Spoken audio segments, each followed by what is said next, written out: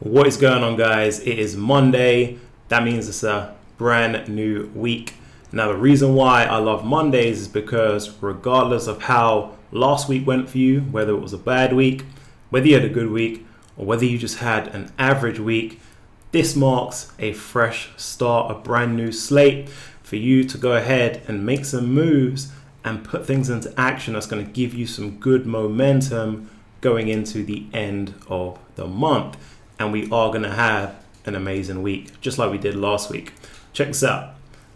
I want to kick this video off by showing you guys this. We've got Goldman Sachs, which is a premium investment bank, asset manager that you guys, I'm very sure, are familiar of. They are saying they expect no returns in the market from here on out.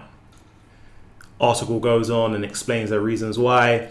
Mainly because we've had such a good run up until this point. From the start of the year, we could see no gains from here on out. And this is exactly why I've been telling you guys, it is very important that you get into options trading, that you add it to your toolkit. This is because regardless of what the market does, whether it goes up, whether it goes down, whether it does nothing, which is what Goldman Sachs are expecting, you still have the ability to go out there and generate some incredible money. It means that your wealth, your assets, they're not tied to your employer. They are not tied to what the market's going to decide to do. They're independent of that and they are in your control. That's why it is one of the best skills for you to acquire. It is one of the best places for you to gather information which will serve you very, very well. That is why I'm a huge advocate for you guys, if you haven't already, to get into it. Before I kick off this video, let me show you guys, as a reminder, how we did last week and the week before. So the week before that, over at the Patreon, I dropped a couple of trades for the guys. One was on Microsoft. We took a very healthy 4-figure profit there. Another one was on ARKK, taking multiple 4 figures there. Now last week, again, same type of action. ARKK generate over 100% return, multiple 4 figures. Right, that's what we do week in, week out. There is no reason for those who are over at the Patreon, with the stream of plays that I'm dropping for them, as well as the supplementary information to go with it on the analysis of the trades, that they shouldn't be clearing an additional $1,000 per month easily. That's at a bare minimum. So make sure you guys, if you haven't already, make sure you tap in there. All right, it's a true wealth of information. Let me show you guys what I want to discuss in today's video. I'm going to introduce you guys to the concept called the gap and go. Okay, this is what I want you to look out for this week, but also in future weeks. This is a normal market dynamic that repeats itself over and over again that you can take advantage of. So you definitely going to want to clock in and understand and digest the information that I'm going to be sharing with you guys. So we've just got the QQQ, which is the NASDAQ, which just houses pretty much all the large technology stocks in America. And if you guys are not aware, they've been doing very well this year. But there is a formation setting up, and it is called the gap and go. And I'm going to explain that to you guys now. It all starts with the gap, okay? A gap in the charts. So a gap is simply just going to be when the market prints a space between two candles. So you've got this candle, which was the 2nd of May. You have this candle, which was the 3rd of May. And you can see that the market had a jump from those two candles up, leaving a gap in between. All right, so this is the gap. The reason why these gaps appear, and you want to be crystal clear on this, is because you have heavy buying pressure. That heavy buying pressure more often than not, leads to further increases in price. This gap is what we call a continuation gap, because yes, we did get that. We got that additional movement high. You can see the market printed about 6 candles after that in the upwards direction. But the market isn't done. The market still has room to go higher. But the market's not going to give it to you that easily. The market is going to lay a few little hurdles for you, a couple of potholes that you got to navigate. Now, it takes years to understand and recognize those hurdles that the market throws at you. I'm going to cut out the years that you guys have to go and spend to actually understand that. I'm going to tell you one of them right now. And that is that after these gaps appear, you get what we call a retracement. So that is price moves back down to that gap, just like that. This is a potential setup that is forming this week. So if we were to get movement lower in the markets this week, whether it comes tomorrow or the day after that, it's a high likelihood that that will happen.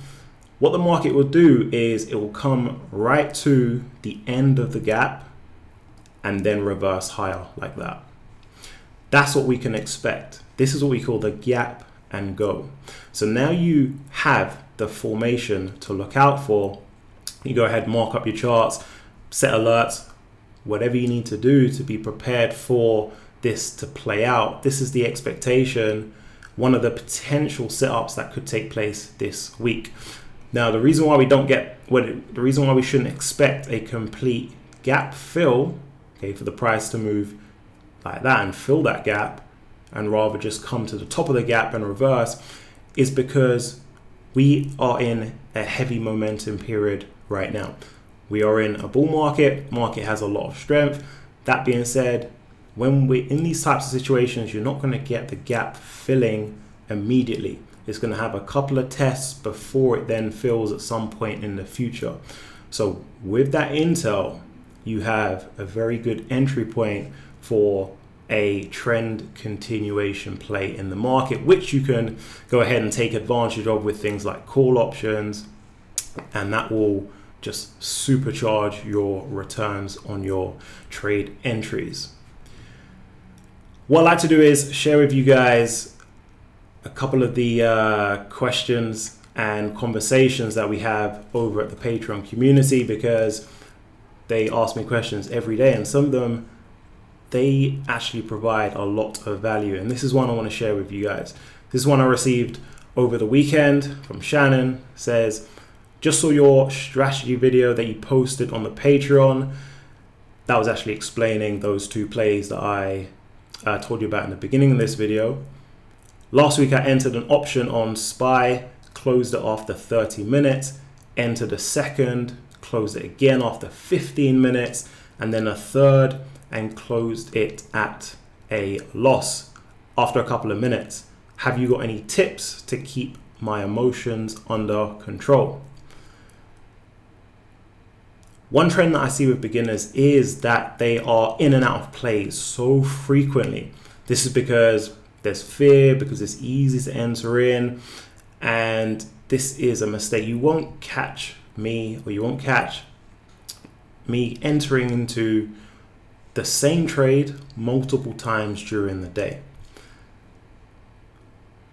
Trading should be very easy to integrate with whatever you're doing in life. So whether you're a teacher, whether you are a bus driver, whether you are a mechanic, whether you're an accountant, regardless of what you're doing during the day, it only takes 10 seconds to enter into a trade.